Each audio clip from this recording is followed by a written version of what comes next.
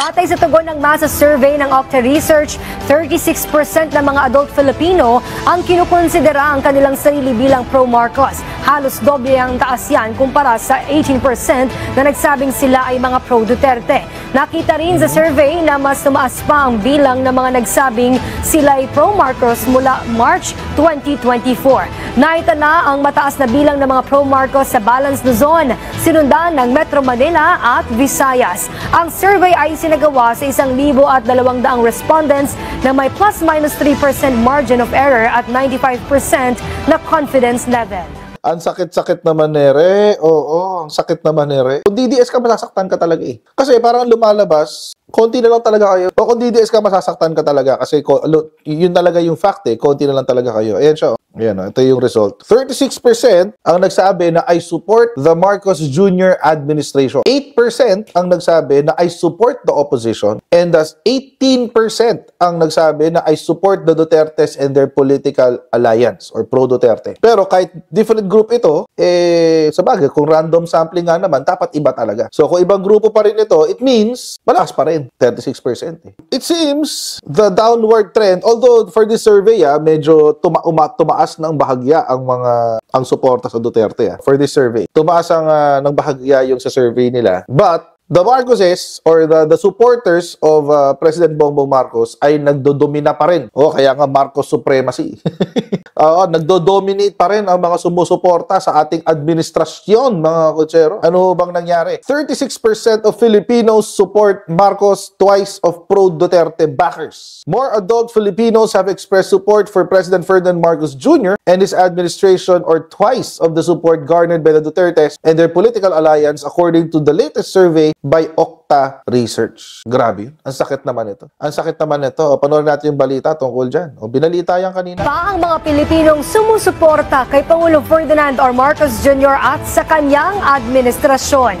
Batay sa tugon ng masa survey ng Octa Research, 36% ng mga adult Filipino ang kinukonsidera ang kanilang sarili bilang pro-Marcos. Halos doble ang taas yan kumpara sa 18% na nagsabing sila ay mga pro-Duterte. Nakita rin sa survey na mas tumaas pa ang bilang ng mga nagsabing sila ay pro-Marcos mula March 2024. Naitala ang mataas na bilang ng mga pro-Marcos sa Balance Luzon, sinundan ng Metro Manila at Visayas. Ang survey ay sinagawa sa 1,200 respondents na may plus-minus 3% margin of error at 95% na confidence level.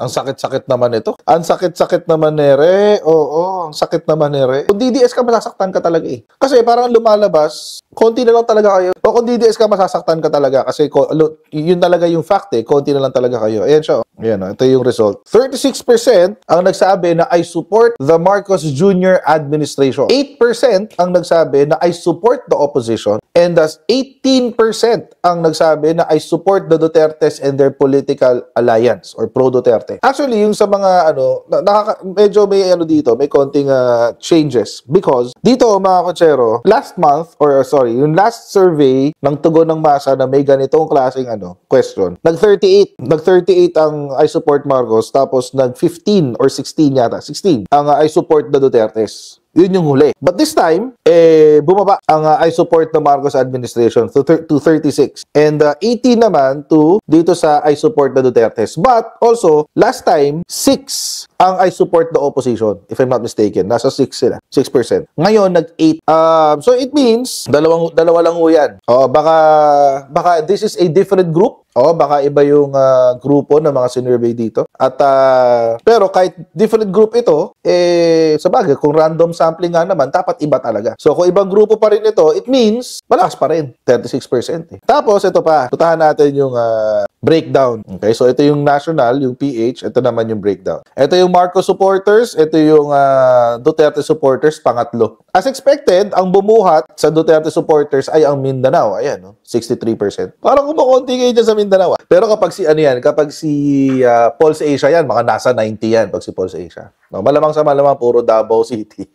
Yung mga respondents. Ilan kaya ang sinurvey sa Mindanao? Tapos sa Visayas, 11%. Ay, nauubos ng suporta ng ng Duterte. Balance Luzon, 2. Tinalo na kayo ng mga dilawan. sa Luzon tsaka sa Visayas. Grabe naman. NCR, 10%. Ang Dilawan, 8% sa Balance Luzon, 12% sa Visayas. Tapos sa DDS, ito ilalim, 5%, 2%, 11%. Ay, grabe naman. Mindanao na lang pala humahata kay Duterte ngayon. Ano? Tapos hindi pa solid. Hindi nyo nakuha yung 100% sa Mindanao. 63% lang. Ibig sabihin, pababa rin kayo sa Mindanao. Nakakahiya naman sa mga Duterte. Baluarte daw nila ang Mindanao. Sa Marcos, 9% lamang. Tapos sa Dilawan, 1%. Oh, well, expected na yan.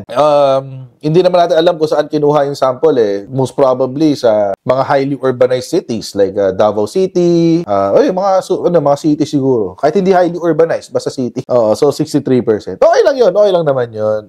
Kasi let's pa rin kayo at 18%. Ito maganda dito mga kotsero. Ayan, equal ang distribution ng socio-economic class. Ibig sabihin, equal, but almost equal. Ibig sabihin, hindi nagkakalayo ang distribution. All double digits. Tsaka all of them, hindi nagkakalayo ang mga numero. 42, 36, 29. So, ibig sabihin, mas maraming mga A nasa class A, B, and C. Meaning, itong 42% mga privileged or mga may pinag-aralan. Kasi A Class A, B, and C. So, may mga pinag-aralan, mga college graduates, if not high school, if not college graduates, mga businessmen, or kung hindi man businessmen, may mga posisyon sa mga kumpanya. Basically, yung may mga kaya. Pero may class C ka rin eh. Ibig sabihin, ito yung class C, mga kotsero, is already below the poverty line. Yung class C. Basically, what I'm trying to point out is lahat ng social classes suporta kay BBM. And alam nyo mga kotsero, this is relevant. Napaka-importante nitong 42%. Kasi ito yung mga Dilawan before. Yan yung mga graduate ng Ateneo, graduate ng UP, graduate ng mga Dilawan universities. Sila yon. At dahil siguro, mas they observe na mas maganda yung buhay nila ngayon kaysa before, o di masuporta sa admin. But also, importante yan kasi BBM proved them wrong. Napatunayan ni BBM na yung kanilang paniniwala tungkol sa kanya at sa kanilang pamilya ay hindi totoo. Kaya naging supportive. Dito, kay Duterte, wala masyadong suporta. Layo. Ito, usually, napapansin ko rin, itong mga Class E, sila yung mga nasa echo chamber. Most probably, sila yung mga hindi nakakapag-work on a regular basis. At kahit may trabaho sila, nakababad sa social media. At doon nahuhulma yung kanilang paniniwala tungkol sa Duterte. Pinapaniwalaan nila yung sinasabi ng mga trolls. So, for the most part, baka yung ganun, marami silang oras sa mga kamay nila. Mga kotsero, ito naman, legit, kontra po ito sa sinasabi kanina ng mga DDMs na fake news. Ang totoong kwento, mga kotsero, ang nag-fake news ng survey ay si Sara Duterte. Nakapaggawa ng fake news at ginamit pa ang Okta sa kanilang fake news, mga kotsero. The Okta Research Group yesterday denied social media posts claiming that it has conducted a February survey showing that Vice President Sara Duterte obtained higher trust ratings and performance rating than President Marcos. We want to clarify that this claim and the alleged survey are entirely false. Okta Research has not conducted any such survey. Wala silang picture. Hanapin natin yarn. Maano sila ngayon? Busy sila sa fake news, guys. Ang mga Duterte. Yung mga trolls ni Digong. Sobrang busy nila sa fake news. Sa X-Ikinalat. February 10, 2025, Trust and Performance Ratings by Okta Research. 75-64. Fake. Nakita nyo na ba to? Kasi ako hindi ko pa nakikita eh. Hindi siya nakarating sa akin eh. Duterte Fans Club. Yung grupo pa lang, alam mo ng troll eh. Meron pa isa. Na na naman sila, ang hilig na naman nila maglagay ng Duterte chants sa mga videos ni PBBM. Sa mga rally. Sa mga rally, guys, ha? Sa mga rally. Ito, for example, na-fact check na naman sila. Ang pangit nga lang kasi galing kay Krappler. Ito, siya ulit, si Hansam. Troll na troll to eh. Duterte ang sigaw ng mga supporters. Video to sa TikTok. Hindi ko alam kung napanood nyo na yan. Pero, yun, mahilig sila sa ganyan ngayon. Yung nagpepeke ng mga videos. Tapos sasabihin nila, hindi kami gumagawa ng fake news. What kind of BS is that? Really? I mean, seriously. What kind of BS is that? Hindi kami gumagawa ng fake news. Hindi kami gumagawa ng fake news. Pero sa kanila nanggagaling ang fake news, guys. Yung mga fake news nila, puro build up sa Duterte. So, kanino nanggagaling? Alam nga naman, Marcos administration ang gumawa niyan. Ano yung ibig sabihin niyan? It only goes to show, mga kotsero, na merong organized effort ng troll farms. Yan po ang tutukan nyo, Tricom. Naliligaw kayo ng das eh. Binibira nyo yung mga vloggers. Ayaw nyo tirahin yung source ng fake news eh. Dapat kasi ganun. So, effort na sila sa fake news, guys. It only goes to show na meron talagang merong organized effort to control the narrative or i-control yung kwento ng ng Pilipinas. And diyan pumapasok ngayon dapat. Dito mahalaga yung hearing ng TRICOM. Kaso ang problema nitong TRICOM, naliligaw sila ng landas. Nakatutok sila masyado sa vloggers na umatake sa kanila.